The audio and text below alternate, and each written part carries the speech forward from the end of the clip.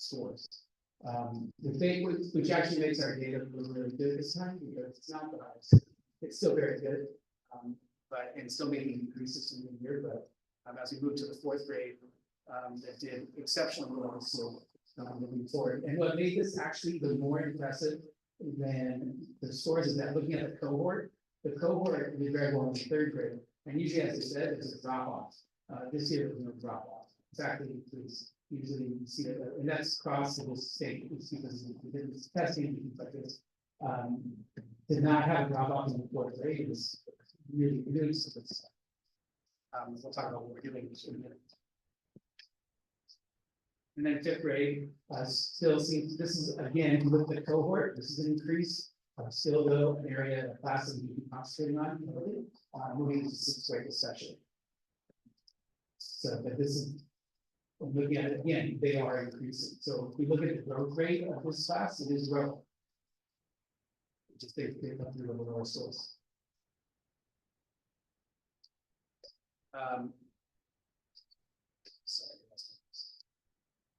So in looking at cohort data, what we see here, especially in the fifth grade, which is the last year's grade. So to look at it over time, and looking at this one, the interesting part to look at is down at the standard not met level 1, which is decreasing, but also at the same time, we are getting an increase in level 3. So it's working in the right direction. There still is a sizable level 2, which means probably that's obviously where some of the level 1s are going to level 2, but also probably losing a few on the top. So just keep an eye on, but it's moving in the right direction. So this is just a bit very cool. Which is always the best way to kind of see how the program is used. Not cohort, similar, but again, we're seeing not the best factor moving. Sorry, I was looking on worse. So let me turn my back. Down below, again, we're having struggles there. We're getting a lot more level 1s. All of a sudden, so definitely, even though our math scores are improving on maths in total, the standard on that is concerning to almost double or over double, right? No, almost double. So something definitely to work on, and definitely information for our middle school teachers to know as our fifth graders are successful. So here are generally the improvements of all the other groups that we have. Tremendous growth, and sometimes there was a question from the board about did we opt for. I think the first one of this thing shows you that there is success when we put. I'm sorry, we're on the next one. So when we put in extra supports before and after school informed tutoring or better things for Parks and Rec or more summer sessions or year sessions, that we get the bang for the buck. Those are extreme rises for us. It's something to be very proud of. The other data on there is more generally things we're looking at. Extreme included is extreme rise in Filipino students. I couldn't point to why that is. Do you have data with respect to the ELAP students and CAASPPP scores? I haven't parsed it all out, but yeah, we're working on it. Yeah, we'll absolutely. This is the first pass, and we're really impressed with this.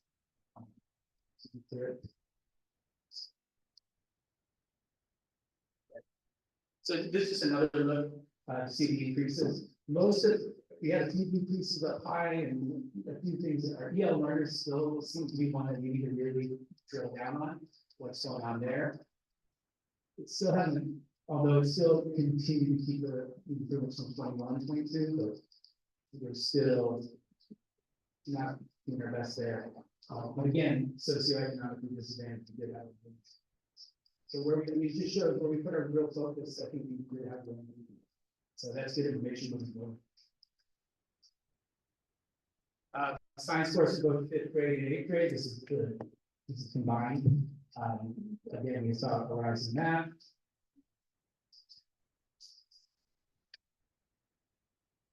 In 5th grade, and an increase in 8th grade. Sorry. Generally, I think the improvements that we're having here is new curriculums are coming online, and I think we're getting more and more use out of the curriculums from our staffs. Not that we're not having fidelity, there should be, but we're certainly getting much more people coming out and much more in the classroom. I think that's true of all of our improvements. I think it's slow and steady. I think more and more, 4 new curriculums in the last 4 years. I think it's generally taking the route. Comparing ourselves with the neighboring districts, this is generally the same space here and there. I did kind of quick math on it. If you compare us with San Carlos, they did slightly better than we did, but if you compare us to Belmont, it's slightly better than Belmont. In that, we close the gap with them. The same thing for ELA. In fact, the gains for ELA were sorry, for math were in them.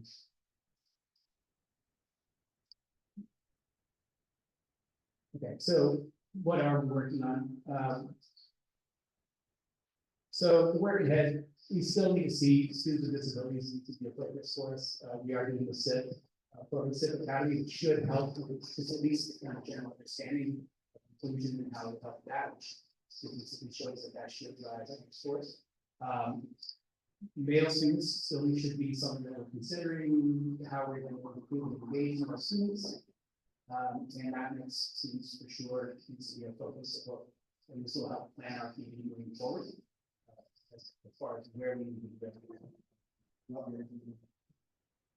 And so what we're doing right now is we have increased our block time. We're about ready to go to 6 o'clock. Full Parks and Rec just talked today with Parks and Rec, and they might even increase theirs to 6 o'clock, which would be an improvement. And then we're also talking with the guards and some other things that can help us keep our students engaged as long as possible and help support the families. And then we're working on increasing parent engagement, always making sure people get to, our parents know what's going on at the school and go out as well. And then we've tailored our professional learning this year.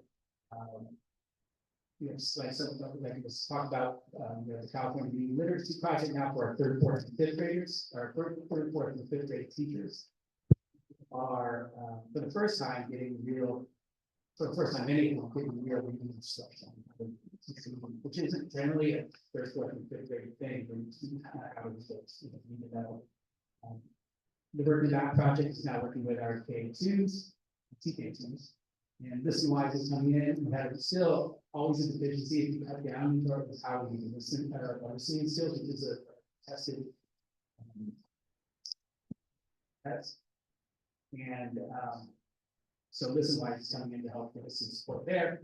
And of course, SIP Academy continues to, that's really really interesting stuff that we're working with SIP Academy really do, and should provide us some kind of work that we need to improve our students with disabilities, their scores, if nothing else.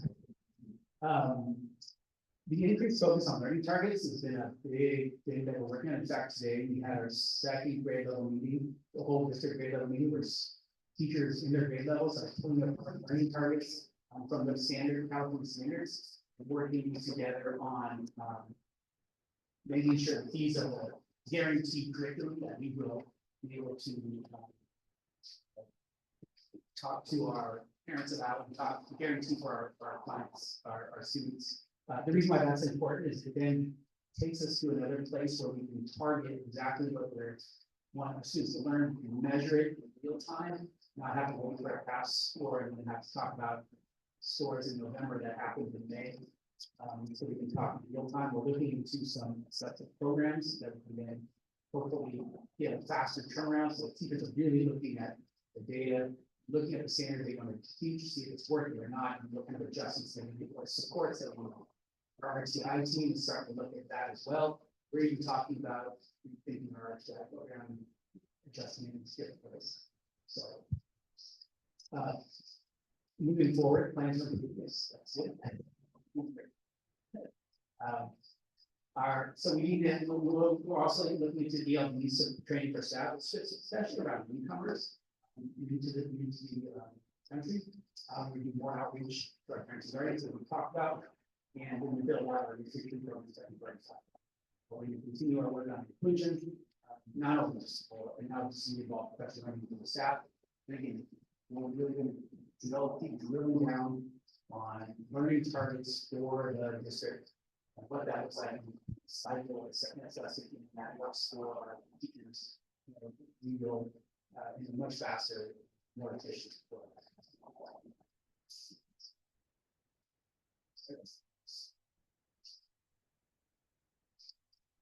Yes.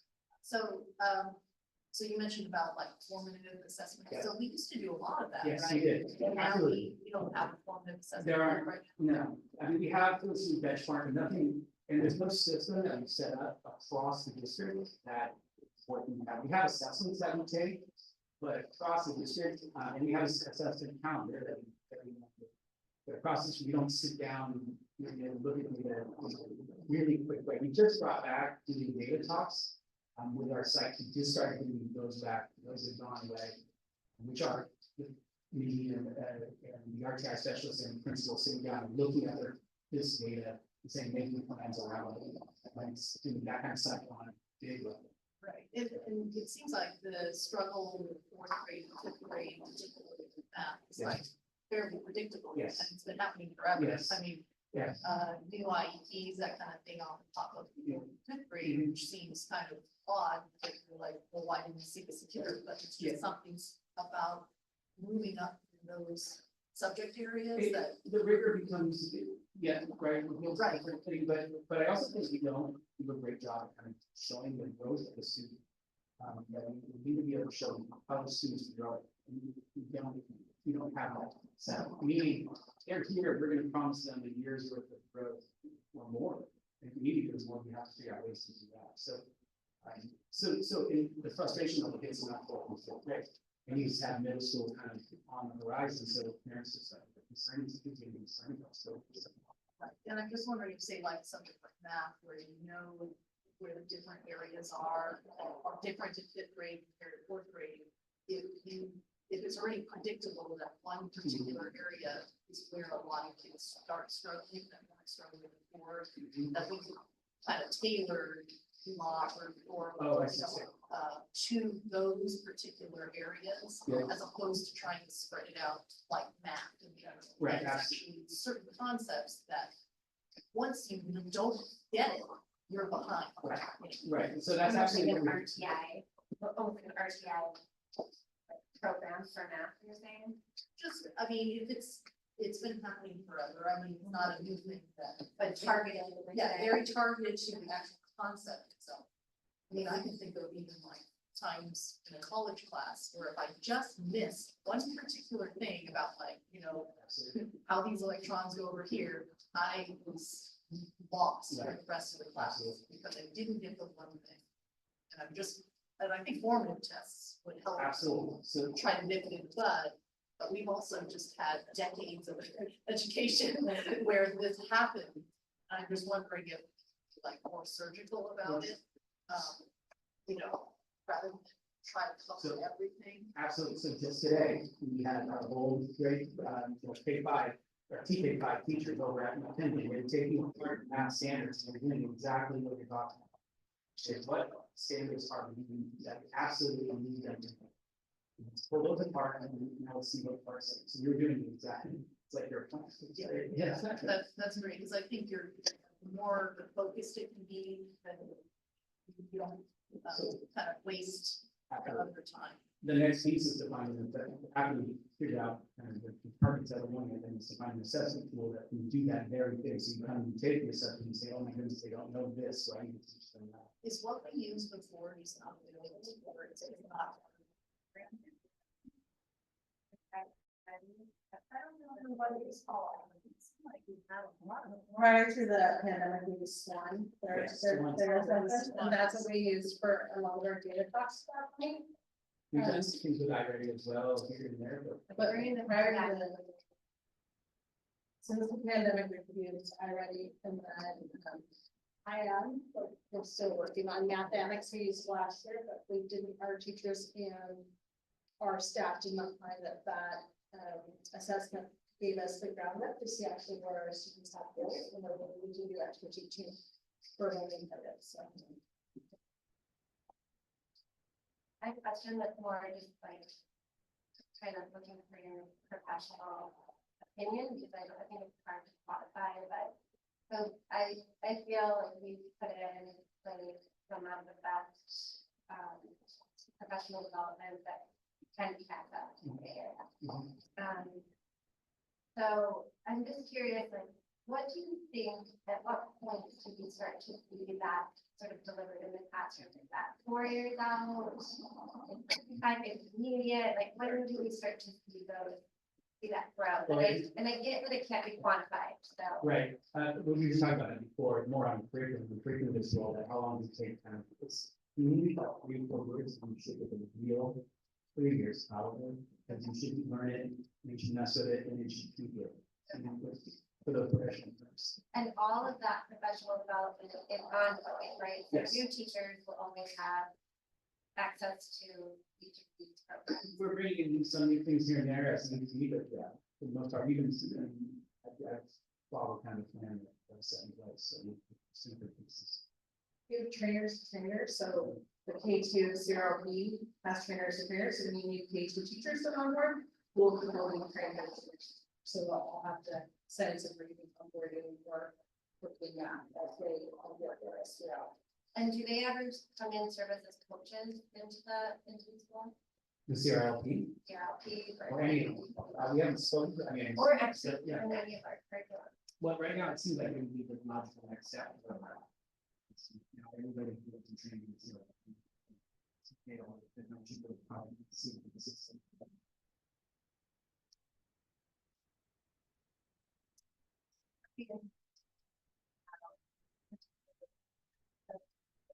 They have coaches. For our teacher. Where we're seeing the dips.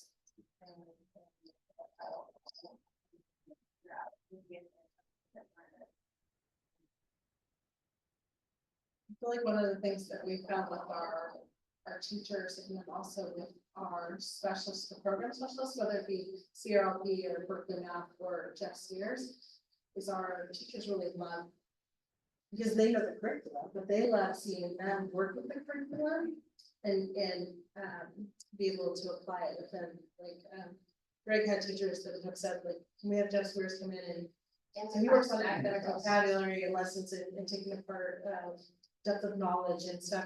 And the science department's like, can he come in and do a, no, he do, we do, I do type lesson so that they can have that hands-on approach. And I was like, yeah, of course. So let's work through that. So I think that's something that we're hearing from our teachers is not necessarily having the box set curriculum people come in and help coach and do that learning example, but having our instructional specialists come in and do it with them, because they're letting some of that project-based and like hands-on way to flip lessons. So I think it's really important for the community to know too, that our teachers are getting trained by Yeah. feedback. Yeah, Stanford, Berkeley, or top of the top, yeah, absolutely. We're very lucky, and we're very lucky that PCE helps to support that for us. Yeah, I had a couple questions, specifically about the plans for improvement. Just at a real practical level, Okay. how would you describe the communication that goes out from our school sites or our classroom teachers to students and parents about the importance of this test? Or is there no guidance we give them? Are they all Oh, individually on their own? I mean, as a principal, I was going to give you guidance on that, but I get you see, like, you right, but there you messing around when it is and how to do it. That's left to the principal's discretion? Or, I mean, it was, yeah, I can work this. because it's been my experience, different communities in our school system get different messaging. Yeah, And then different teachers give different messaging. Absolutely. Is that the way we want it, or do we want a more uniform message? no, I mean, so again, we've been talking a lot, learning principles, especially it's a good time to, right, we adjust how we're moving a lot on, this is how we want to communicate, there's bumps and roads and things like that, but for sure, a constant message of communication. Okay, I thought most we would do that, but yeah, it's just been, I've Yeah. my experience. has been no, different. I couldn't. And then with respect to the actual taking of the test, I remember last year when it came out, I went and did it. And I actually found it very challenging to navigate the screen. Because you, for example, the English problems, you have to read the story on one hand side of the screen, answer the questions on the other, move the mouse back and forth. And I know, for example, my children have never had any training for taking this. And I'm wondering why we don't provide more computer training for taking this test. So I would imagine test score people up, whereas the kids knew how to actually navigate and type, especially with ELA, if they're not typing. How can they be? It's trickier, yeah, no, I agree with you. We have making sure that we're all one-to-one. But I mean, they don't learn, there's no formal instruction. My understanding is choice time, they can Oh, take a self-learning typing, because I've asked and I've been told we don't teach typing. yeah, well, no, I mean, formally, we don't, like, as far as like, the no district, this is our typing program, teachers have done it in their. Mario does typing. Right, yeah. But if their ELA rate is based on them typing out stories and writing It seems essays, right? Yeah. So if we did have some instructions, it might help. I mean, they may be right, they may actually do better, it's just they're not able to use the program very well. is my concern. There could be a drop off there. Yeah, I would be more concerned, I mean, yes, I want to know the balance of like their day, as far as like how much of the impact does this have versus how much of an impact it like, you know what I mean? Like, Yeah. Right, and I would go that direction with it. So to know that it's coming, yes, and there are practice things that teachers can look at, you know, they should run them pretty easy too. Is there a practice test system? There's like practice things online. Yeah, but certainly teaching typing. There's pluses and minuses. Yeah, it takes away from other things we're Yeah, doing, I exactly. totally get it, but I'm just, like, practically, I'm just concerned that our scores could actually be higher, but the format of the test is burdensome to some. Really, I don't know how to do it. So I'd be interested to know how much that is.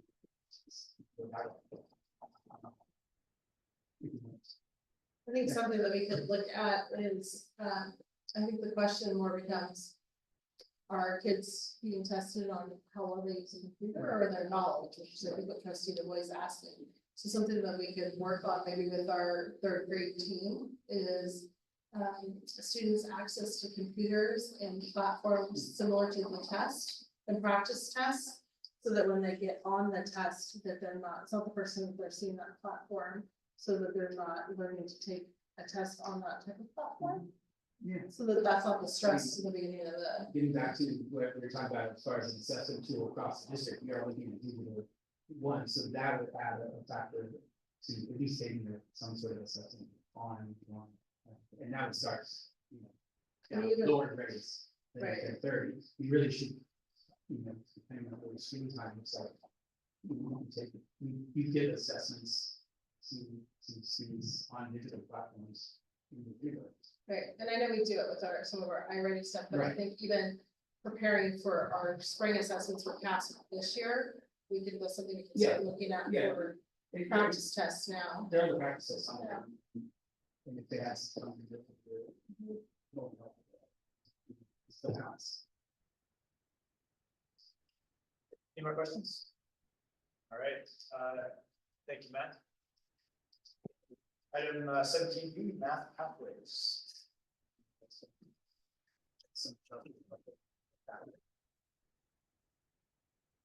Thank you very much. Starting. It's, I think the first.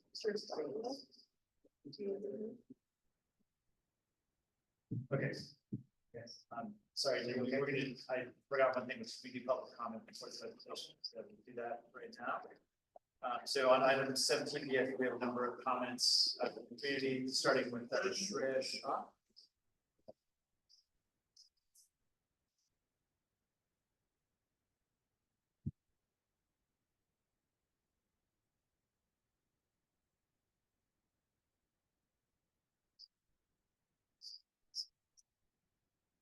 Thank you. Hello, my name is Shreya, and I am the parent of a 4th and 6th grader. I first off want to thank the board and administration for bringing math pathways to the table so it can be discussed. I did briefly review the slides that were attached, and as much as I love data, I think the data misses a very important point, and that is the impact of providing opportunity for our kids. Opportunity can't be measured by AP exams. I'm currently coaching the Burlingame Intermediate School Science Olympiad team, This is the first year our school will have a team that competes. It's our students' first opportunity to participate. Every week for 2 hours, I have between 15 and 20 kids meet to study various topics, ranging from physiology, optics, astronomy, maps, to name a few.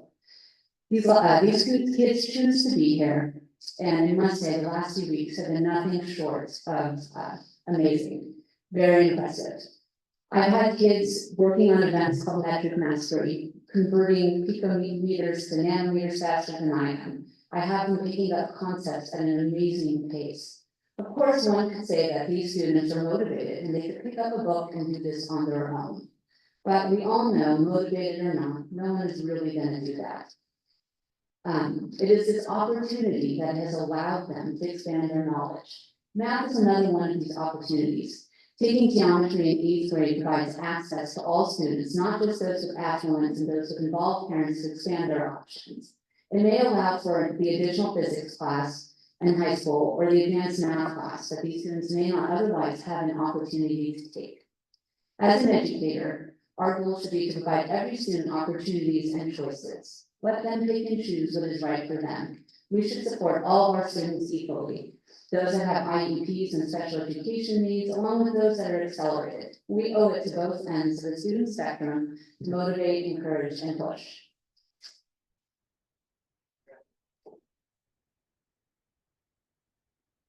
Next is Sarah Mehta.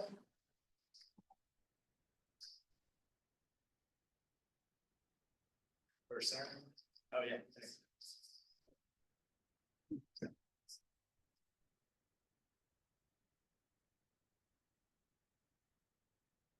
Hello, my name is Sarah, and I'm a 6th grader at BIS. So I'm speaking on behalf of the students who find math class not challenging enough. I think the challenge of math course, specifically an 8th grade geometry course, I take an extracurricular math at the Russian School of Math. They provide excellent courses for students. The main problem is that I have to take the class over the weekend. I would rather have my weekends free. Not only am I learning more advanced concepts, but RSM has taught me how to struggle in class. I appreciate this because I know it's a valuable skill and that I will need to learn, and I'm grateful I'm learning it now. It is not just me that thinks math at BIS is not challenging. I have a handful of friends who feel the same way. In my math class, I feel as though I have the talent to achieve more, but I'm not pushed at school. When I'm taking classes that are not challenging, I find that I'm daydreaming, or the hours seem to go very slowly. In other classes, Spanish, for example, the class is full of constant learning and is more satisfying class. Thank you for listening. Please note that this isn't just for me, but for many of the students at BIS. Thank you, Sam.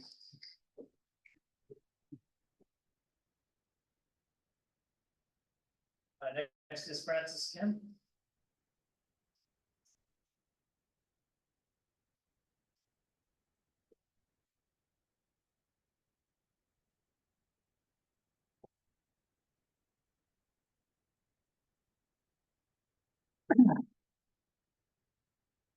Tonight, I'd like to ask about math acceleration beyond the current math pathways. For example, allowing a 7th or even 6th grader to take Algebra 1. For months, I inquired about this, and I discovered that sometime in the past 2 years, it was decided that no BSD student would be allowed to accelerate beyond the official pathways, which is a departure from the practice of recent years. I learned that even though this change was made, no one could explain the reasoning behind that change. I learned that this wasn't a board decision, as no action had been taken to rescind the long-standing board policy to allow such strategies as independent study, acceleration, and enrichment. So whatever change was made was done without transparency, public deliberation, or even acknowledgement. I'm here to ask the board and the district to allow for math acceleration beyond grade level where appropriate. And if not, then I ask that you provide us with a public accounting for why.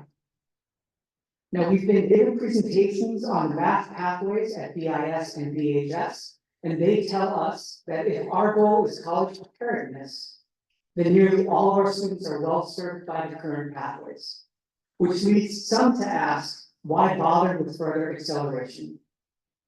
But college preparedness is not my primary goal as a parent, nor is it the promise of BSD, whose stated mission is to provide a year's worth of learning each year to every student, and to impart a high-quality education that challenges the student to achieve his or her fullest potential.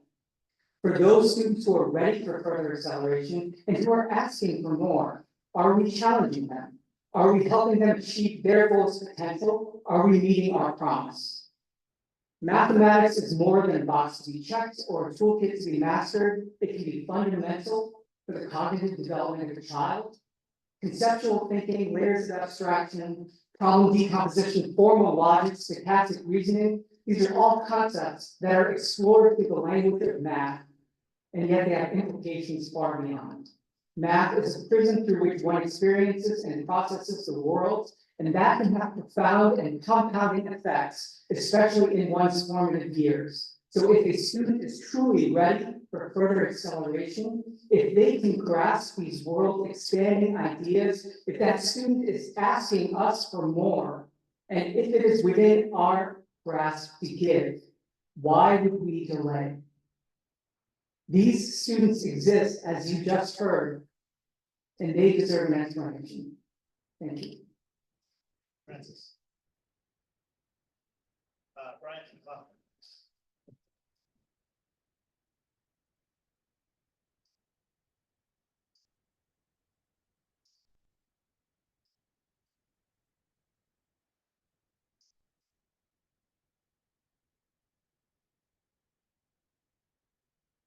The first document I gave you is a petition of sorts of over 100 parents in the district supporting the teaching of geometry and high school level geometry in the district.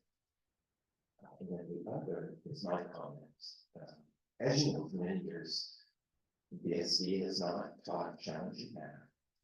And we should change that, and we should change that today. The Bureau of Labor Statistics estimates between now and 2030, demand for STEM trained employees will grow 11%, while the overall workforce will only grow 2.3%. Employment in some fields such as statistics and epidemiology are expected to grow 30% by 2031. Concurrently, AI and continued improvements in math education software exponentially improve the support available to math students. I mentioned previously that I've already been sharing with children the joy of challenging math. With my son, we like to use the freely available algebra curriculum from Phillips Academy Extra. Attached, so look on the back side of the first page, I took one of their problems and I put it into the AI tool Perplexity. And you can see the explanation is great. And this is free and fast. It's humbling for those of us that love sharing and teaching math. I also provide a list of other software and new or improved for math education. We truly live in a golden age for learning and teaching math. More spectacular than even just a year ago. Next, I wish you would have invited Aragon in addition to VHS to speak tonight. On the back page, I brought to you the Aragon math pathway slide. And what you'll notice, well, first you'll notice in the rows under 8th grade, there's a track for students that have completed geometry in 8th grade. Then if you look to the columns for 11th and 8th grade, you'll see that Aragon offers a full-year course in multivariable calculus. VHS does not offer this calculus course. Again, multivariable calculus lies at the foundation of many undergraduate STEM courses, fluid dynamics, even mass transfer, chemical reactor design, and so forth. Secondly, I note Aragon offers a physics course that offers deep understanding of nature. The calculus-based AP Physics C curriculum, which VHS does not offer. You can see that if you want to do Physics C, you need to complete Physics B first, and to do that, you need to complete your calculus, etc. And the only way to do that without that compression is to complete geometry in 8th grade. Thank you, Brian.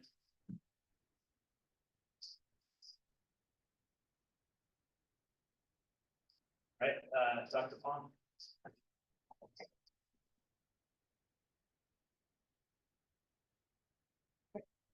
Thank you, everybody.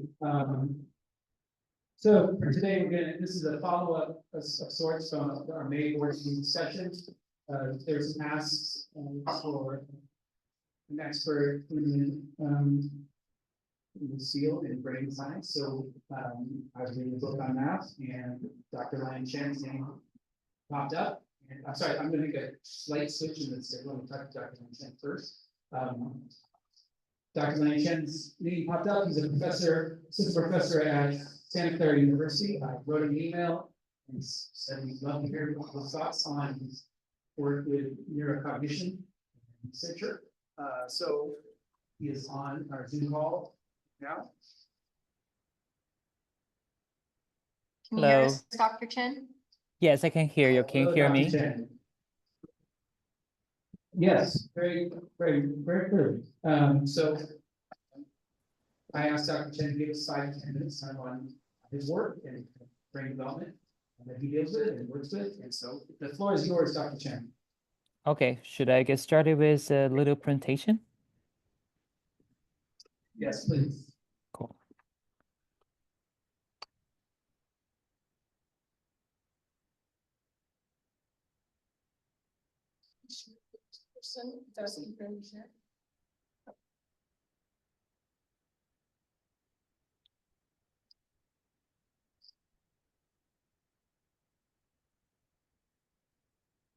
Okay, can everyone see the screen? Okay, cool. Yes. Okay. First of all, thank you for having me here. I'm just going to. Sorry. Is everything all right? I heard some echoes in the room.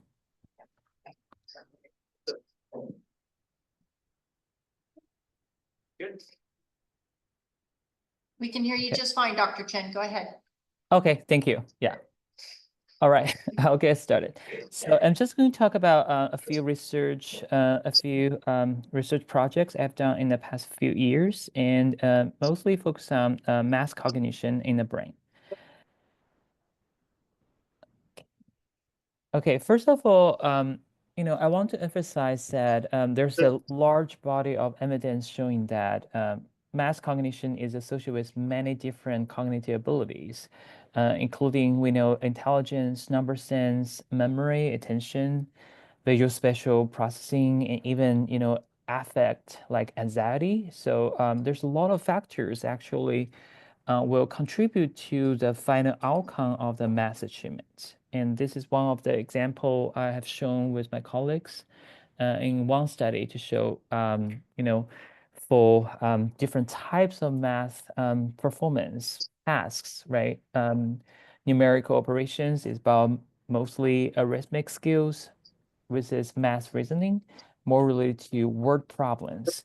There are different type of different cognitive abilities will contribute to the final outcome across individuals.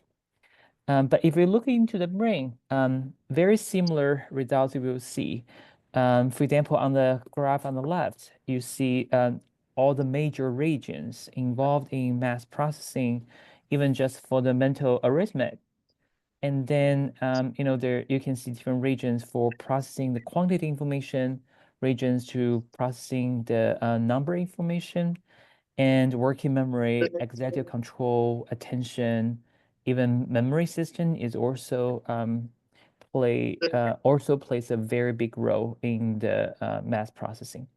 On the right, I just showed this figure I did with my students in Santa Clara. We just show that in those individuals have math learning difficulties.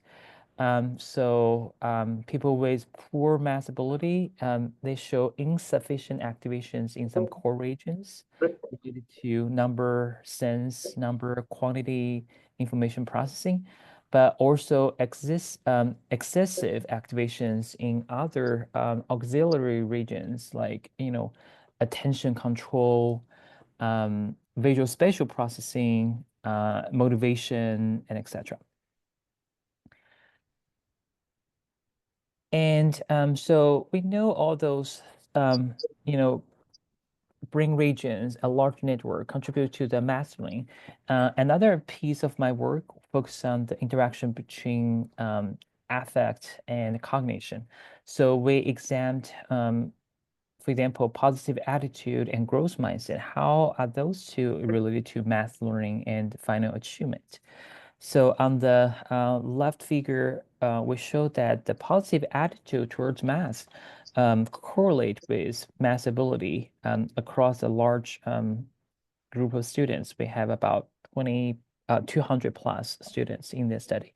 So you see a, fair correlation between the positive attitude and math ability. The higher attitude you have, your attitude is more positive, it's more likely to have a higher math ability. But again, the range is very wide. Wide.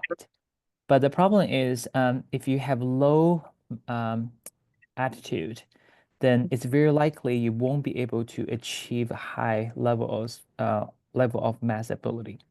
And this is modulated by the activation in a region called hippocampus, which is really important for long-term memory, holding the information about episodes, facts for a longer time.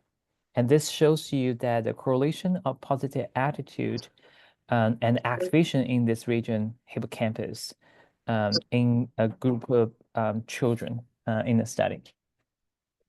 The last thing I want to emphasize is that we also try to do intervention with individuals of varying abilities of math skills. So all of them went through this very intense 4 weeks of tutoring programs. We focused on basic number sense and then arithmetic skills. And then we show that after the training for people in the training group versus the no contact group, the control group, they show improvement on math skills. But more interestingly, they also show improvement in their growth mindset, meaning that they are going to endorse the idea that if I make the effort, I can change my ability more. And you can see there's a significant differences between the training group and the control group overall, between the pre-test and the post-test. So, and also everyone is on their own trajectory for this change.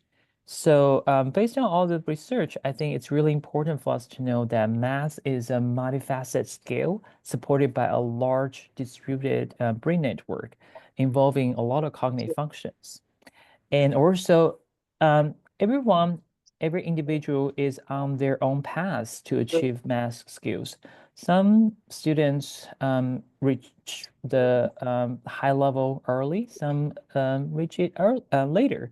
But everyone has their individual paths to approach the math concepts, math cognition. And last, I think this is something really interesting for me is to see this kind of nice vector circle involving math skills, positive mindset, and brain functions. So it feels like, if you have a positive mindset, it will potentially help you with upregulating your brain functions and eventually will lead to math skills. But also, if you were able to show that, or if students could feel that if they make an effort, they can achieve higher math performance, this will also promote a more positive mindset. So they will more likely to put in efforts when they are trying to learn math. So this can be into a very good circle bootstrapping their abilities eventually. Yeah, I think that's everything I want to share with all of you. So I'm just going to stop sharing and see if you have questions. Thank you, Dr. Chen. Any questions?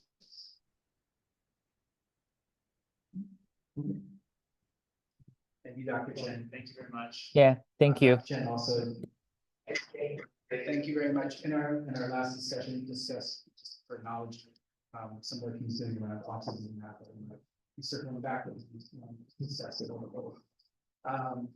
So the question also was about the actual math, BIS math pathway. So currently, this is the. Go to the presentation. Thank you, Dr. Chen.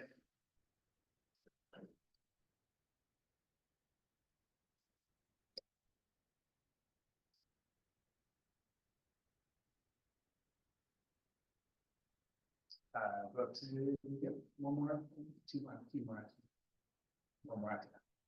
So the actual BIS math pathway is, there's a pathway basically, there's math 6, then math 7, or math 8, or you take accelerated math 6 and 7, then accelerated math 7 and 8, and you end up with middle school algebra at the end of the pathway. Now, if someone's, this is all students selected, so if you'd like to start in accelerated math in 6, 7, that is your choice. Or if you'd like to start in math 6, that is your choice. And if you start in math 6, say, and then all of a sudden want to go to accelerated math 7, 8, that can also be done. But in just obviously the session of the teacher, make sure it's appropriate. But again, student choice to move throughout the pathway as you go. So current math practices in BSD, BIS is a new schedule this year and provided extra math support within the schedule. It's a fluid program that demonstrated that both students in the accelerated program and in the math 6, 7, 8 program can get extra supports during the day as one of their periods. They can come, maybe Greg, I don't know if you want to explain it at some point. There you are. Where they can go in and out of the program and get the additional support that they need to keep up with their math. We're, as you say, we're migrating in K2, which is giving us good data. Not only that, but it's giving us good growth data. And then do illustrative math in our third all the way through algebra grades.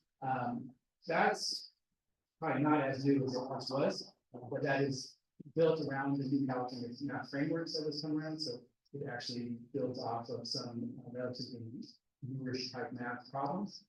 And then, of course, responsive intervention, getting our RTI programs involved with math as well as they've traditionally done a lot of work with our ELA program. They're doing more math. So looking at just actually the math standards that we go through during the year, I think this is important because if you're talking about, when we talk about compressed math, there may be things that are just dropped off. 6th grade, there are each one, I'm not going to go through each individual one, but there are sites, very specific standards built in. A lot of it is building off of each other. Standards are designed like that, but there are certain things that they taught you can only get them very soon.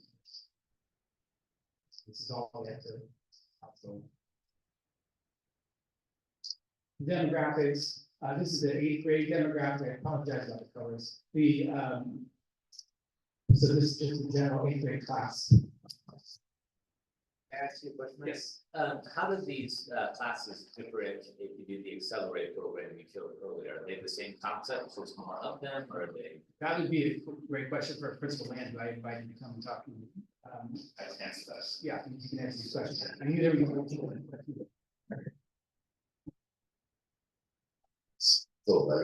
These questions. So for the compression or for the accelerated program, as you can see, as Matt alluded to, it's the core standards are kind of like staircases, and so they're rich concepts. So like you saw ratios. So you would take ratios, and if it's 6th, 7th grade, or it's the accelerated 6th grade, it's not just ratios. You go to more depth in that ratio unit, and so you skip, you go ahead to a more deeper level of understanding or something like that. So really, it's compressing and highlighting the important ones that would get you to the next level.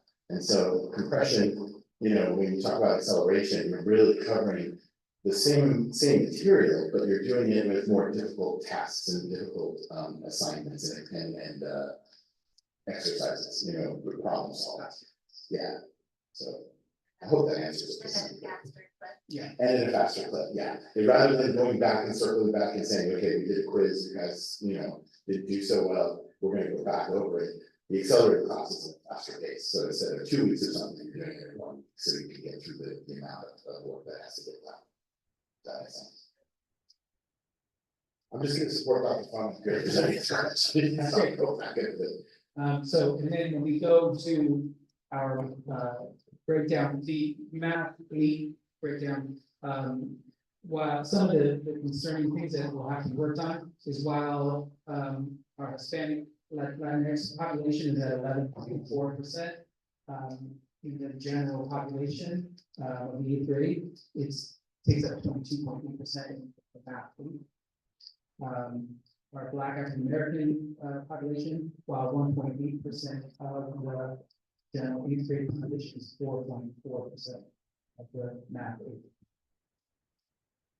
And then again, we look at the algebra data, it's the, our Hispanic Latino, who gets to, again, 11.4% of the 8th grade class is only making up 3.5% of the algebra class. So it's something that we're certainly are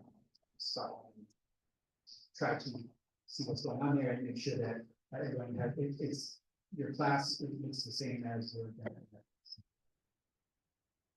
And so, yeah. That's sort of like utilization rate of the folks that are electing to participate in the accelerated. As you said, we've often, right? Yeah. Is that like Is it the class at full capacity? Absolutely. I guess my question is, see a lot of folks electing to take. Yes.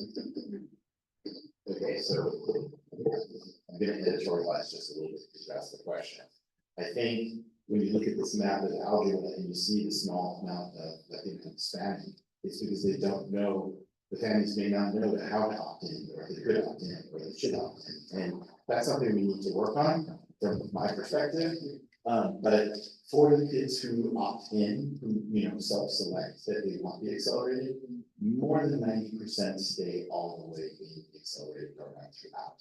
So not many fall back, but there are some that are struggling, and that's about 10%, 15%. And so that's something I was bringing up to Matt and to Marla, that if we had an MTSS program where you know, math lab where they could have extra like kind of help, then they could feel comfortable and successful by getting a little extra tutoring within the classroom structure, you know, not in the classroom, but outside the classroom and structure to help them. You're really asking what percentage of all the 8th grade students. But that is a person's. Oh, okay, sorry. It depends each year, and each grade looks a little different, but the average is 60 to 70% go into accelerated versus not. And it actually, yeah, pretty much 60 to 70. It depends on grade. Like some, I think this year 6th graders are about 64. Then we just staff accordingly too. Yeah, well, yeah, and we have to adjust. As Matt knows, I had to do that this year, but you know, it was hard because we thought we had a certain number, and we had to shift. So two classes were too big in algebra, and so we had to kind of add algebra classes. Are you able to, you may not know this now, but from when you talk to your math teachers in the accelerated classes, I didn't realize you had a majority of students in those classes. Did they report back that there's a good chunk of students that actually could go even higher at the time? Yes, I would say in 7th grade in particular, they definitely, you know, one teacher definitely acknowledges that they can go beyond. Yes. But there's no way, we don't have data that quantifies this. Exactly, that would be very helpful. We did, I don't have the data in front of me, but we did look grades, see how people were doing, and the majority were. The task force. Right, in the CAASPP score. Can I beg your indulgence to allow me to speak, because I have non-conflict to catch? I'm right with you. So, Jen Fong, President Fong, and Dr. Fong is here to speak, and continue, follow up with some of the data she shared. Yes, thank you very much. I appreciate the opportunity to follow up from May. The stats are updated from the previous presentation. We don't have the post-secondary data from the National Student Clearinghouse yet, but self-reported, we have 65% of our students plan to attend a 4-year college, 26 plan to attend a 2-year college, and 9% are doing something else. And just the update on these slides is that what we see from the data is that students perform well, whether they take many or few AP exams, and whether they take advanced math immediately or not. So I'll start here with, on the next slide, with the AP and college data. So when we look at students attending two-year college, many of them do take up to 10 AP exams. We see about a quarter of them doing that. And then for students going to four-year college, students do take a lot of AP exams. The difference in this data from the previous one, if you're looking at it, it includes 3 grades, and when I presented in May, I only included 2 grades. This is my 3rd year, so I have access to that. And what we see here that 72 students going to a four-year college didn't take any AP exams. And a lot of people ask about the competitive colleges, so I broke that data down. So we see that if you, 69 students took more than 6 exams and are attending a top 100 college, and I used the Forbes list for that. But on the other hand, 77 students took fewer than 6 AP exams and are also attending a top 100 college. And we had in the class of 24, we had 30 students who didn't take any AP exams and are attending a top college. On the next slide, as you know, the focus here is on math, posting the current math pathways for BHS.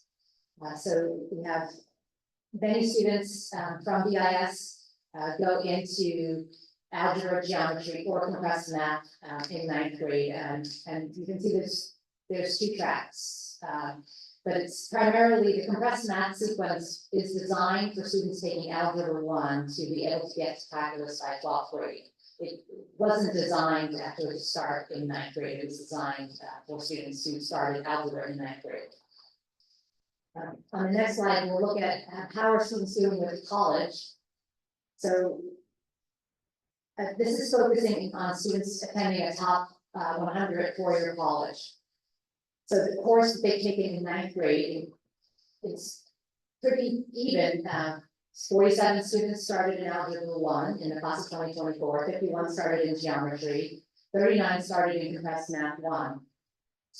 When we look at the same group of students, what they take in 11th grade, we do see a little bit of, the numbers are a little bit different because some students do choose to take Geometry over the summer.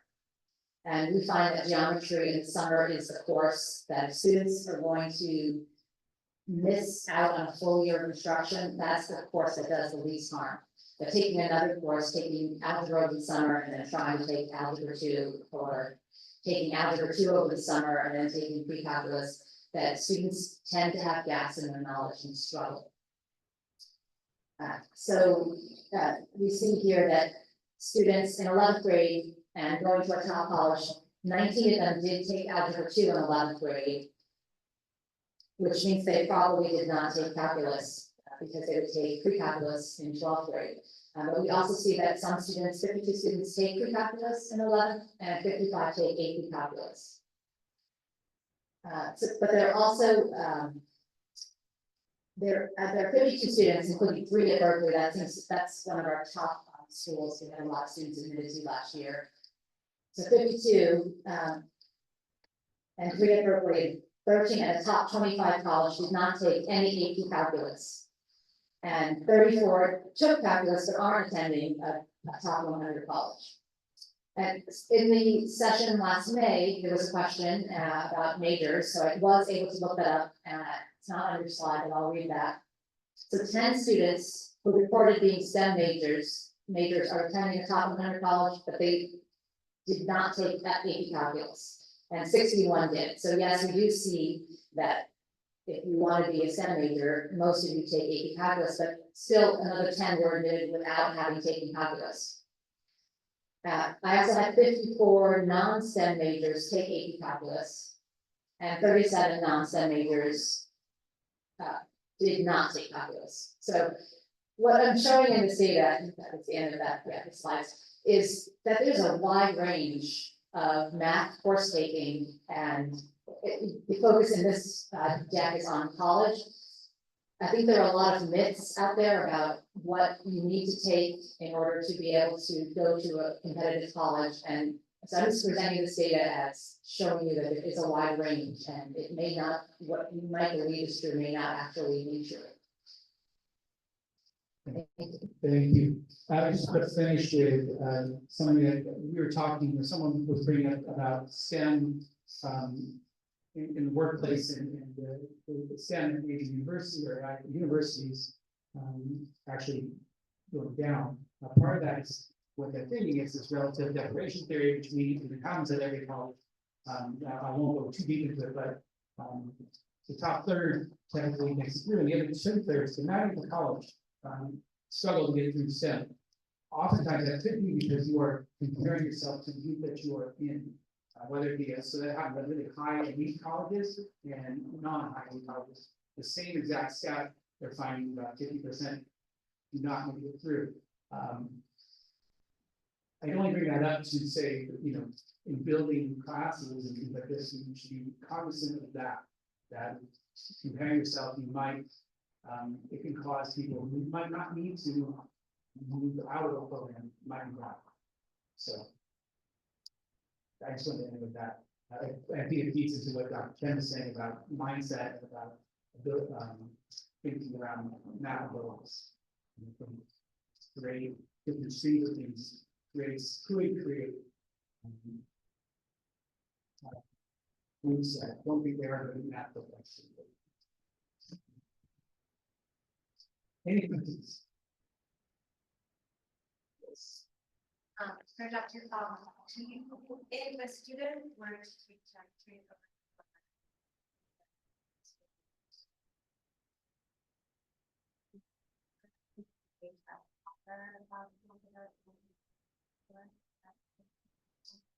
Maintenance does not offer an delivery with calculus, and what we would recommend is a student that does come in, we do have a handful of students that take pre-calculus as young as 10th grade, maybe some as young as 9th grade.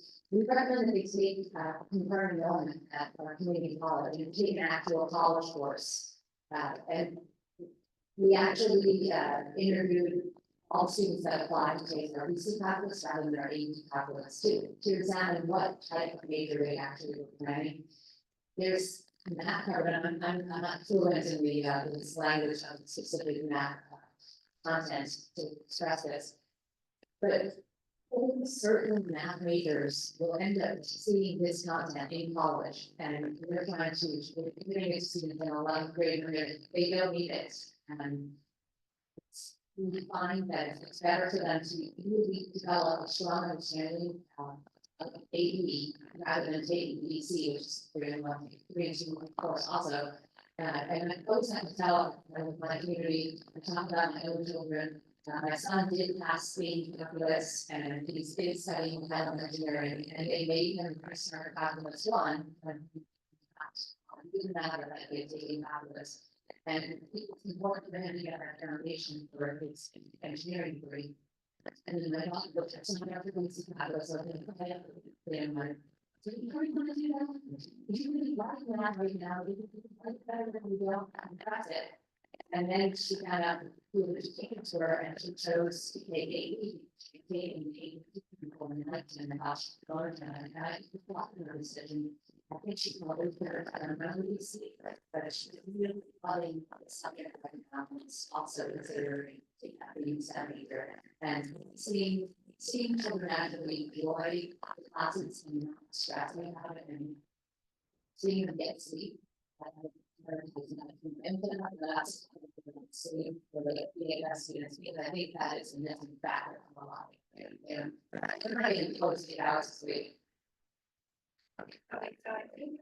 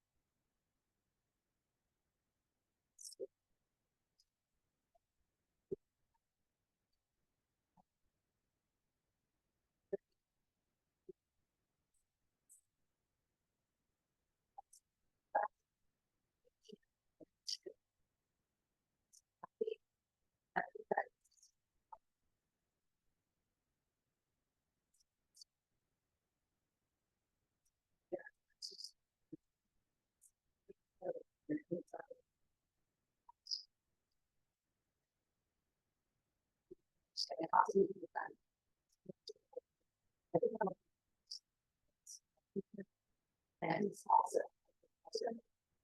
so.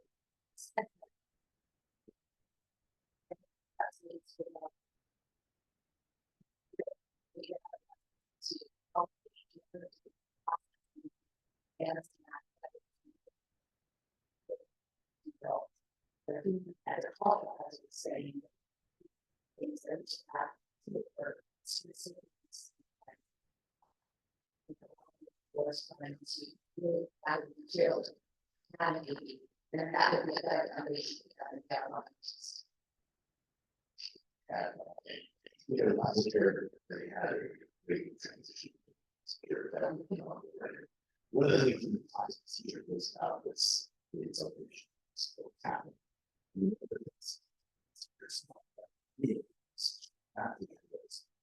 That is, and there's so many gaps, because you're addressing some of the gaps, and that's where a lot of that was. So I think my comment is kind of like taking online classes where I was seeing something really it's not to do with the knowledge students very much, and I think that's the last couple of years it's very so I think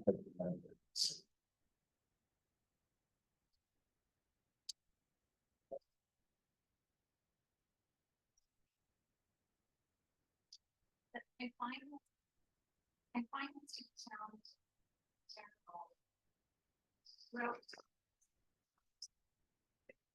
Thank you. thank you. Because it's so well. I absolutely respect that. I do feel like a little bit of what understanding where the students themselves are coming from, because we've said today, you know, what can we do to more tasks for us? And absolutely, like that funding, it goes to you ourselves, all these things, right? But we take, I think, saying that you how to do more tasks for us, well, how do we get into college? And all these things absolutely are so important. But at the same time, I think there is a more app that I still am not having proper understanding of what it is that kids are looking for. So if it's like, are they doing question-based classes and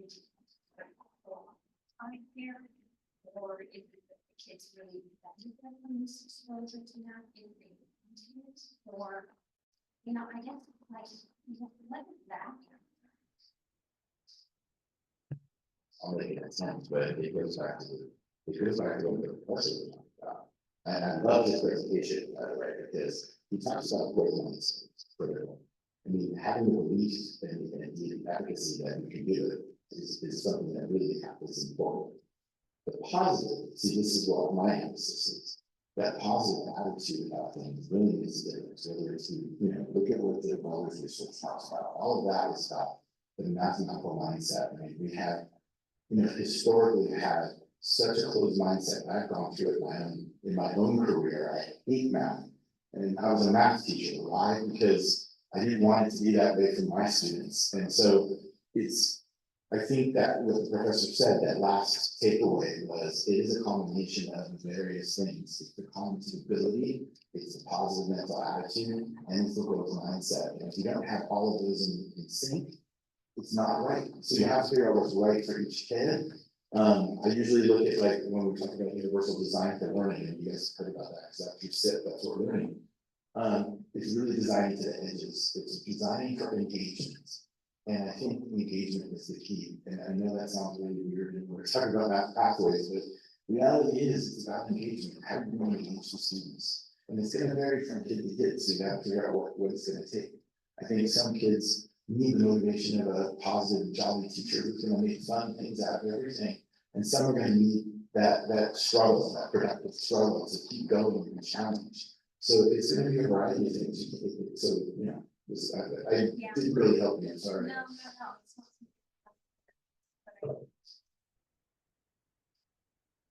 I have some questions, Greg, but I just want to make sure I understand from Marla and Doug, when we put this on the agenda, I know I was one of the members that requested it. What's the goal of this conversation? I just want to make sure my comments stay within what you have and that they don't.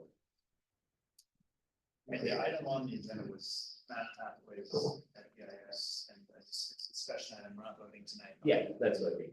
So yeah, this is purely information. Okay. Because one of the things you said really caught my attention. You mentioned, I think, correct me if I'm wrong, 60–70% of students at some point would accelerate, and many stay up to approximately 90%. And an unknown number of them even want more, and we don't offer more. And we heard from the expert about, everyone has their various paths they take, and it seems to me there's one path we're closing off then, and that is those that want to do more. And I understand the arguments, and I've read the data as well, and I'm not proposing anything specific. This is an agenda item, and I don't know what that more would be. I mean, I've heard them say algebra, geometry. I don't know enough about the subjects to give you an informed opinion about when they should be and how they should be taught.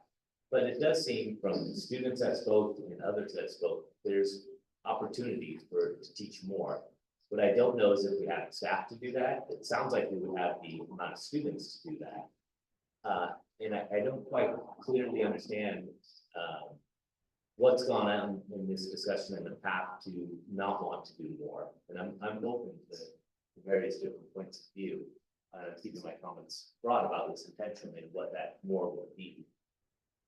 But it seems like there's an audience there, and it seems like there's a market there. And I know from more and more people I talk to move into our community, we have more and more AI employees that are very interested in their children taking math courses, discussing it. So I'd just like to hear what's kind of about that. Yeah, what are the possibilities? I mean, some people spoke, I don't know if it's accurate, but before my time on board, that there used to be different pathways, and now those were taken away. I have no knowledge of that. I've been here since 2022. To my knowledge, things haven't changed. Well, the answer I would give is that within the classroom, a teacher should be able to do more. I mean, if I have an 8th grade class in front of me and they want to do X, Y, and Z as an 8th grade math expert, I would be able to do that is within the class, whatever you call it. You should be focused. As someone said, a year's worth of growth. I do believe that no matter where you're at, you should be able to negotiate how to do that. And if you're doing that, what we're talking about is we're getting years of growth within that subject, and that is what we should be doing. And holding people back, I'm not into that, but I'm also very cognizant of what that looks like in middle school, and then where people aren't cognitively ready for things. I do think you can look at data further, that there are gaps that we should be hitting within the 8th grade. you know, when Principal Mann talks about accelerating things, you are letting things drop. It's just you are. If you're going quickly through ratios, you are dropping things off. So that needs to be discussed as well. If you want to, so there's lots of pieces to this. If you want to celebrate classes, you know, if you want to say, well, we should prepare our teachers to be able to differentiate within the classroom, I will hardly repeat that. And that's where it should be. So if we built teachers into that, and looking at how to differentiate their work, then we can. But one of the things I would add to that is, you know, if you look at the high school schedule, integrated math in the middle school is something that incorporates what you're talking about. That was the old Common Core initiative. Everybody was in high school was expected to say, okay, which path do you want to choose? You want to choose integrated math, which it allows for acceleration within it because you're doing geometry, algebra, number sense, ratios, all within each grade level. Or the old-fashioned way, which is algebra, geometry, algebra 2, trig, pre-calculus, calculus. That's the old way of doing things, and we've stuck with that for whatever reason. You can see what VHS did by doing compressed math to kind of accelerate so that they have options to get to calculus, starting algebra in ninth grade. And that allows for that.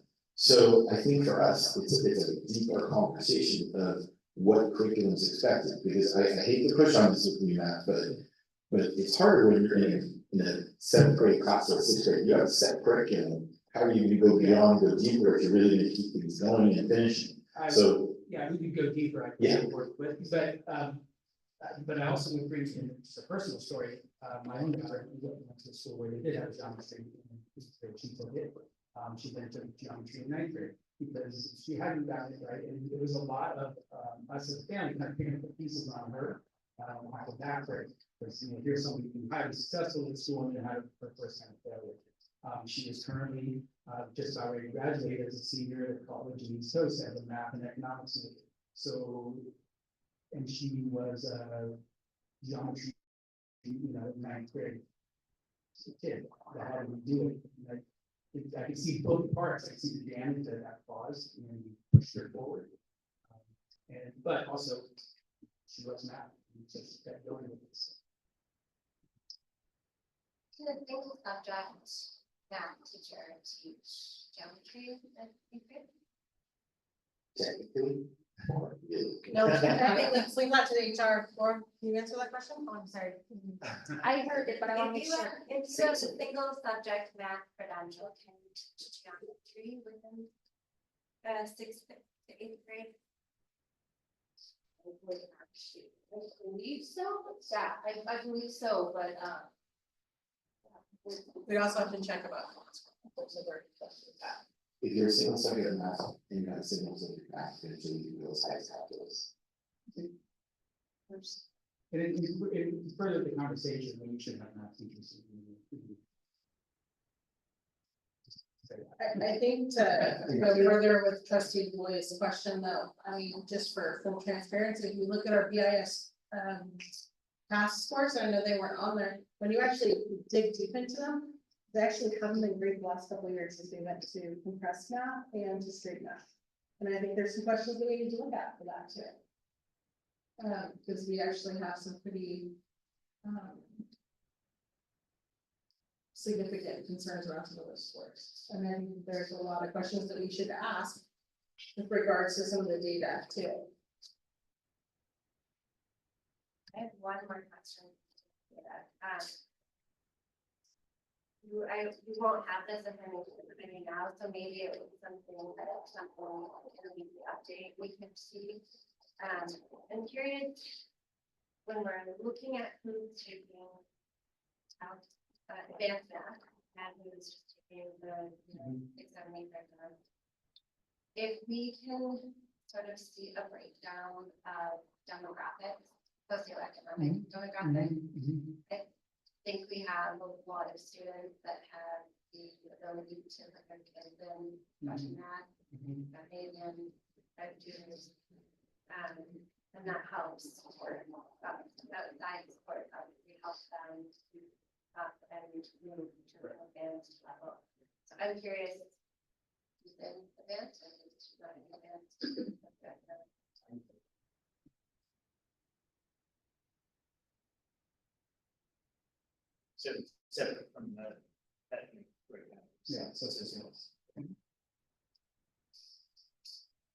Great, well, thank you, Greg.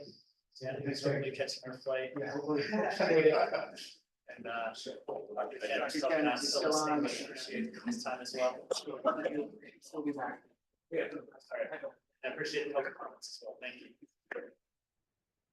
All right, we'll move on to item 18A, business finance annual and 5-year development review report.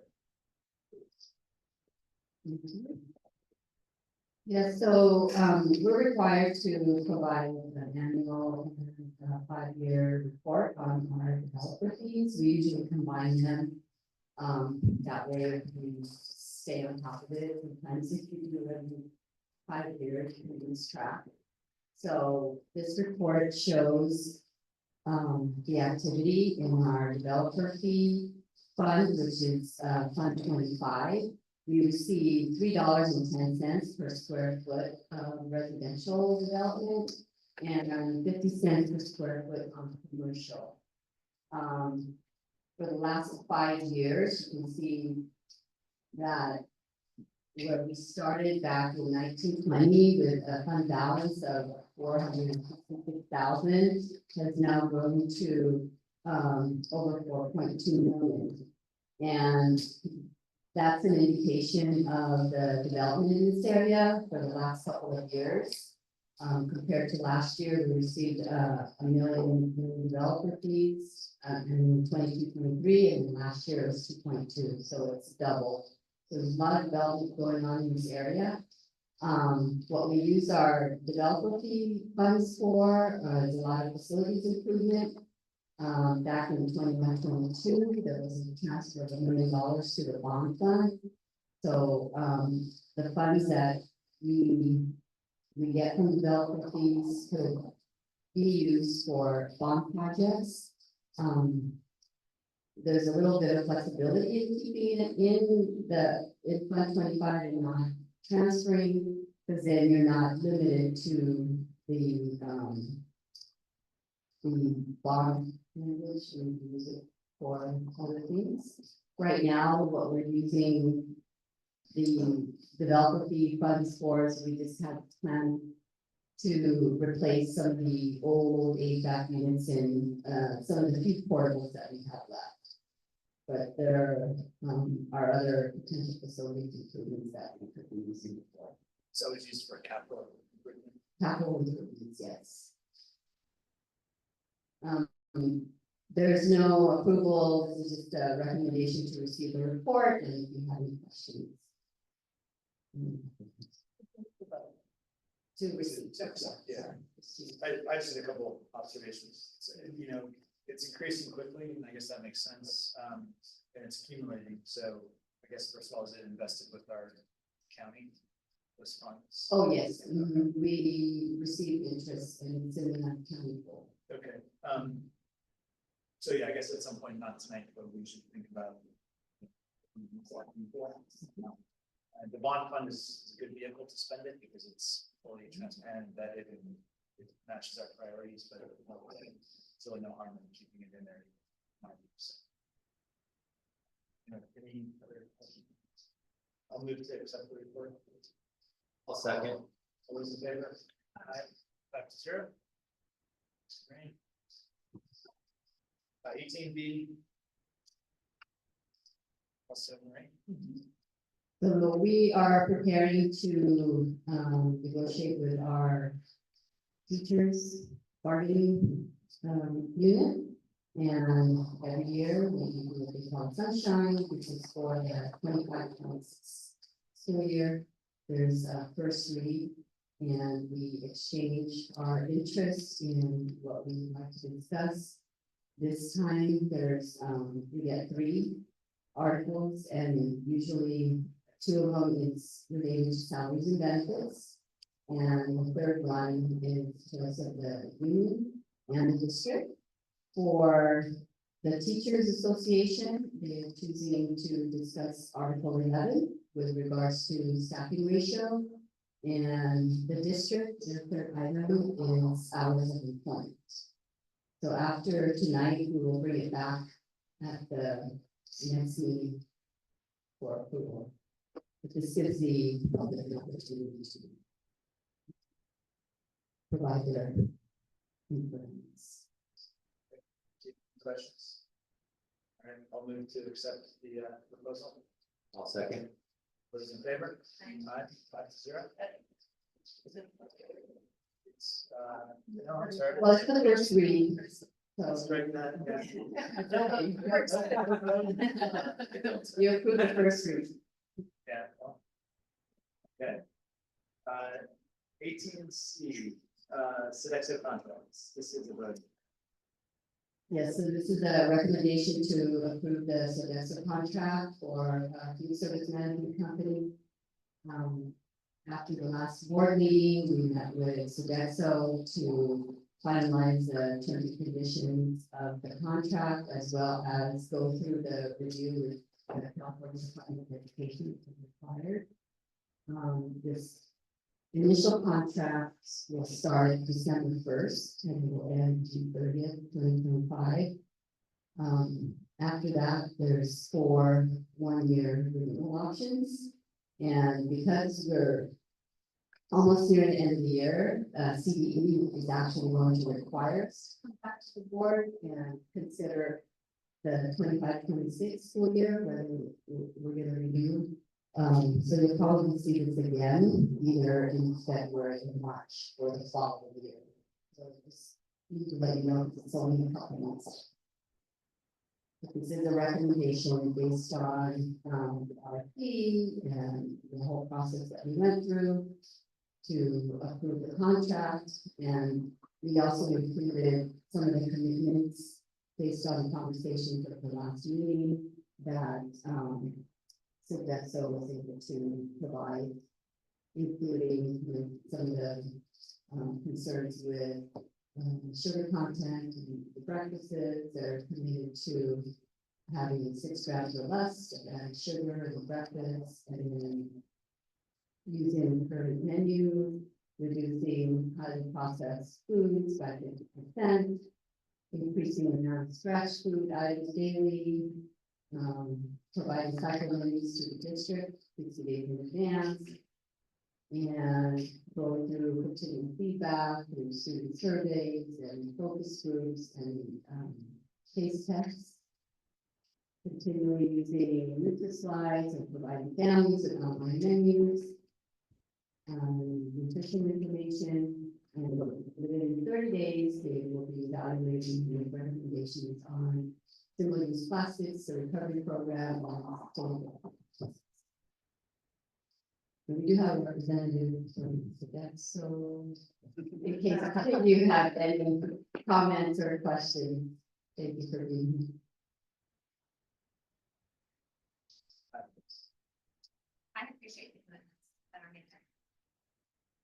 Yeah, I was gonna say the same thing. I mean, boy, I'm sure glad we asked for this stuff because this is great and, you know, it's improvement over, like, you know, maybe you would have done some of this anyway, hopefully, but nonetheless, it's, you know, concerns that were raised, I think was real concerns in the community, and to have this on paper that, you know, we're gonna have less grams of sugar, added sugars in breakfast and so forth, and looking at sustainability options and so forth for packaging, it's fantastic. So appreciate your willingness to commit to these things as a, I guess it's an addendum or a side letter, whatever it is. But yeah, again, appreciate everyone who kind of pushed us to ask for this because it's great to have it. Thank you.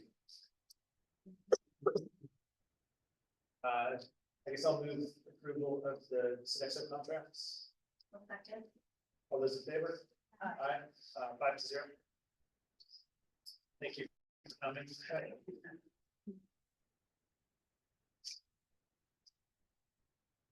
All right, item 19A, administration, employment for the deputy superintendent of student services. Great, thank you. I have the honor of bringing forward the contract for Deputy Superintendent Dodge Patina. This contract is for the employment term for 2 years and 7 months, December 1st, 2024 to June 30th, 2027. The salary for this contract will be prorated for the 24-25 school year at $2,448,000. He will receive a increase of 3.6% after a satisfactory evaluation, and that's based on the BEA stuff increase. No further salary increases are in this contract. Advanced degrees for the deputy superintendent shall receive stipends for advanced degrees for his master's and or doctorate in the same manner and to the same extent as other district management employees. Health and welfare coverage for deputy superintendent for family medical, dental, vision, and individual disability insurance as needed. Deputy superintendent shall receive monthly allowances of $100 for transportation and $150 for cell phone use. The deputy superintendent shall work a 220-day calendar and shall be entitled to receive holidays as provided by management employees of the district, again prorated for the 24-25 school year. This contract will be posted on the district website after this evening, once approved. I have the honor to introduce Dawn Satana, who wouldn't mind having a seat. Dawn is coming to us after 25 years of education, over 25 years in education. His last 17 for the San Mateo Union High School District. Most recently as the Director of Student Support Services. Who will be with us is the Deputy and bringing him forward as the Deputy Superintendent of Student Support Services. He has supported the Burlingame Elementary School District as one of the feeder districts into the San Mateo Union High School District. With social workers that he has written a grant for to support the feeder districts.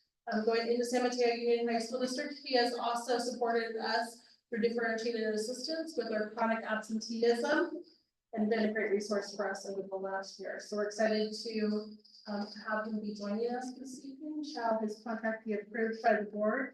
So do you mind taking a couple minutes and telling the community a little bit about you? Sure. So thank you, and I'm quite honored by being able to join the Burlingame School District. It's been a district that is well respected throughout the county, throughout the state, and really excited to be here. Basically, I mean, how I go about doing my work is I wrote a eulogy just recently for my dad, and I talked about him, and then I thought about myself. I'm like, how do you do this work, and how do you make it effective? And you know, it's about community and relationships, and so you have to start with planting a seed, nurturing that seed, and sort of building supports around it, and really taking care of it. And that's how you sort of take care of your community and your relationships. So that's the approach I've always taken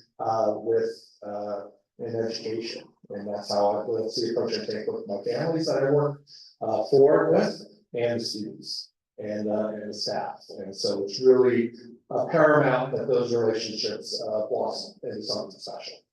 And it's with that I take all the experience, 25 years, 17 in San Mateo, that I'm able to apply and be able to work on things like social emotional learning and attendance improvements and initiatives, but improving student outcomes. We talked about earlier. We spoke about grade level 1 scores, and see that 8% to 10%. I could also say that's probably the students who are struggling to get to school on a regular basis, and that's often the case at the high school level too. And so I look forward to tackling those challenges and helping families with uncovering and removing those obstacles as we move forward.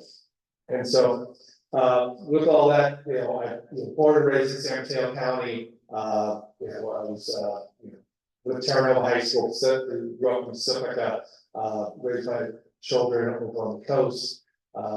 Most of them are, both of them are probably watching right now. My daughter just finished her NorCal volleyball match. They won 3-1 over Head Royce. They were on the road, because Burlingame is not at the gym, as you know. Both of them attended Burlingame High School. My son is probably watching from his dorm at Cal Poly San Luis Obispo. He's one of the students that didn't take the AP calculus, but is taking calculus 1 this quarter at Cal Poly. And so my wife, Shauna, works for San Mateo Union also as a health aide nurse at San Mateo High. And so we are ingrained into the community. We know this Burlingame community very well. I want families to know that I am approachable. I'm someone they can come and talk to. I'm someone who will know their kids by name, I will know the families, but I'm also an advocate for them. And making sure that, when we talk about student support services, it's service first, and you're at service to your community. And that's really important, and that's things I've always thrived on in the work that I've done. And so, with that in closing, the families of this community will know that safety, support, growth, and outreach are the four pillars of the work that I do. And I will bring that approach to Burlingame and excited to get started in a few weeks. Thank you. Questions for Don before we vote? Great, Just welcome down. yeah. What about the multivariable calculus? The teacher at Aragon that teaches it also teaches a community college course at about 4 o'clock in the afternoon. So any students that want to take it, can take it then. That's what we tell the students. Thanks. Hold on, wait. All right, so I will move to approve Don's contracts. All those in favor? Aye. Congratulations, Don. Thank you. Look forward to working with you all. Before you get up, the have a little something for you. This is our swag bag. You get your official water bottle. Oh, here you go. So your Burlingame t-shirt. Your BSD sweatshirt. Your official lanyard, which is a breakaway for safety. Okay. That's perfect. I really gave him to sign your contract. Okay. And you're back. Awesome. Welcome to Burlingame. Thank you. Appreciate it. Thank you.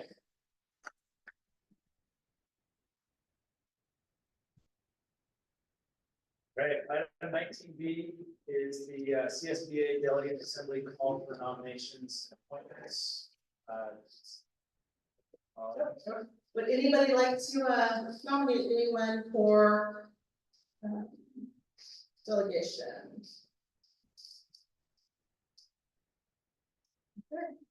Okay. What anyone likes, you know? Next item. So this is do we vote on that? He will move forward. Okay, so we're let's not to board a nomination. Yeah.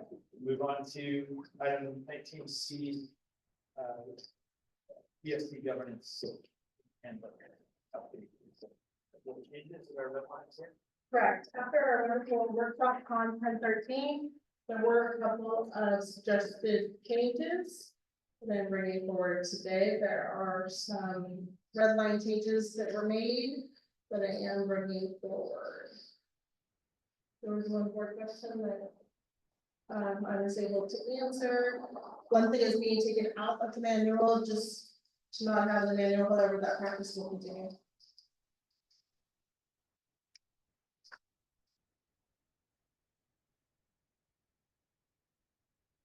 So I guess we want to approve the governance handbook.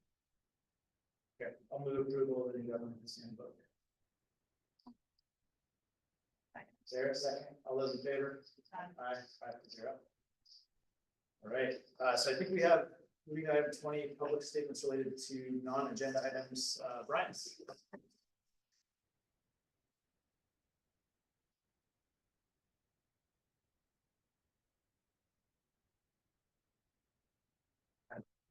I brought the numbers for the votes, that Trustee Mudd mentioned earlier that it was a close call to outdo Measure N, but we're on the trajectory to surpass it with GD. So it's really quite, I mean, it's and most ever in either the city or the school district, the most yes votes ever in history of Burlingame. So, this really is spectacular, and it's a lot of momentum, and we really should get to work right away on the next one, which is combining GD now. I mean, you never know what can happen. There could be a pandemic, there could be a recession, who knows, right? So we shouldn't delay, we should get to work right away. Congratulations on the biggest win ever in Burlingame. Thank you, Brian.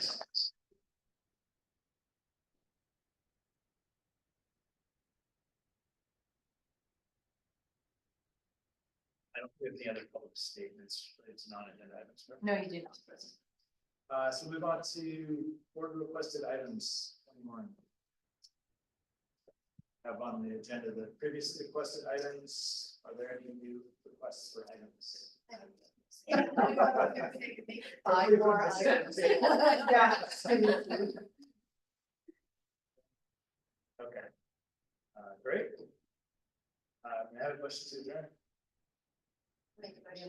We have to go back. Oh, right. We will recess to close session and come back.